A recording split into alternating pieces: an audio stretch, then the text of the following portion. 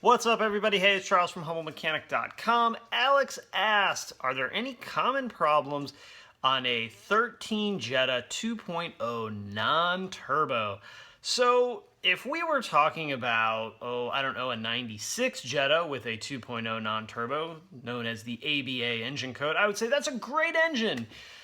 While it doesn't have much power, it is largely bulletproof, of course, oil leaks and things like that, and, coil packs and maintenance stuff, all normal things, but really overall a good engine.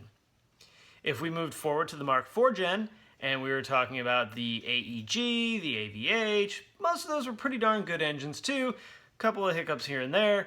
No power at all, but still pretty darn good, especially when you compare it to the maintenance and repair amount of the 1.8 turbos of that gen. Fast forward to 2011, I guess, maybe 12, perhaps 13. Volkswagen reintroduced a very similar 2.0 non-turbo. Plastic intake manifold, coil pack, spark plug wires, because we're moving back in time with that. Even more no power. I mean, golly. What a not super powerful engine. But you know what? Volkswagen base engines never have really been all that powerful. So I'm not super sad about that. But Alex didn't ask me to beat up on the 2-liter turbo. He asked me what common problems we had. Well, all in all, it's not a terrible engine, okay?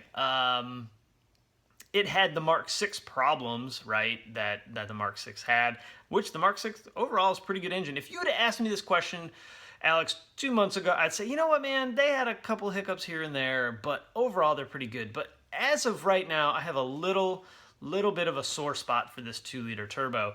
So I will tell you the things that I have seen go wrong with it. They eat spark plugs like crazy. Not uncommon to have spark plugs burned up at 20,000 miles.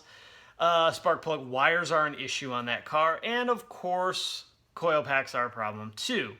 I think I've even heard of a couple intake manifolds exploding. I've never seen that, but it's probably happened. The big thing on that car is fuel. These cars are so sensitive to good quality fuel. Pretty sure it calls for 87 octane, so this is not an octane thing. This is a quality thing. You really want to use top tier fuel in this car.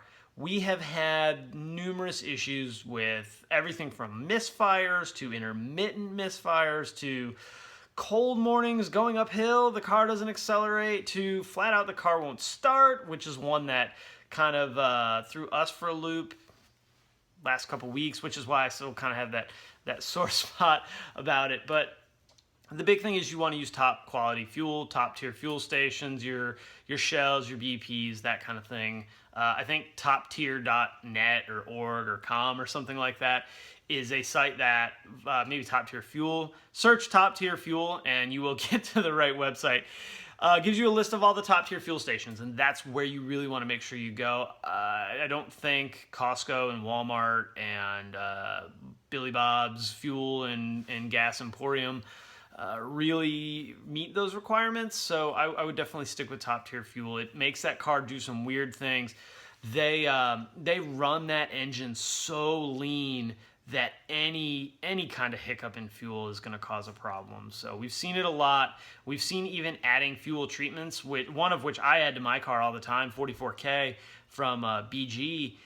Adding the fuel treatments to that car when it's under about 3/8 of a tank will make it run poorly. So very fuel sensitive. Overall, great engine, right? If it had a little more power, I think it would be even better. But man, it's just the ignition system and the fuel system tend to be very finicky. So make sure you're putting spark plugs in it, the correct spark plugs from Volkswagen. If you have misfires, not uncommon for a coil, not uncommon for a spark plug wire to go bad, and make sure 100%, in addition to doing all the other maintenance that the car needs, be sure you're using the best quality fuel that you can find, because that will really make that car run poorly. So, Alex, great question. Hope that helps. Hey, if you guys have any questions for these quick videos like this, email me, charles@humblemechanic.com. Put question for Charles in the subject. Do what Alex did. Put the question right at the top. hit the enter button and then put the details. That really does help me out so much answering your questions, because I know what your question is while I'm reading all the details, and I can form an answer in my head, and it might come out a little better than this instead of just me rambling like I did for the last 5 minutes and 10 seconds. So, hey guys, don't forget to subscribe. Thanks for watching, and I'll see you next time. Well, hit the power button. Nope.